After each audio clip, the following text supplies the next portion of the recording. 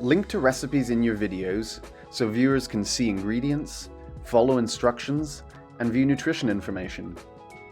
They can even save the recipe to their Whisk account so they can come back to it later when they're ready to shop or cook. Start by recording your video. From the post screen, tap Add Link, then select Whisk. There are two ways to link recipes. The first way is to add a link from the web. This lets you enter any recipe URL from an existing website. Type in or paste the recipe URL, then tap Save. Whisk will automatically detect the recipe and display it in a simple, easy-to-read format. The other way to link a recipe is to add from Whisk Communities. Search for the recipe you've created in Whisk Communities and select it from the list. Once you've found the recipe you want to link, tap Add to Video to return to the post screen.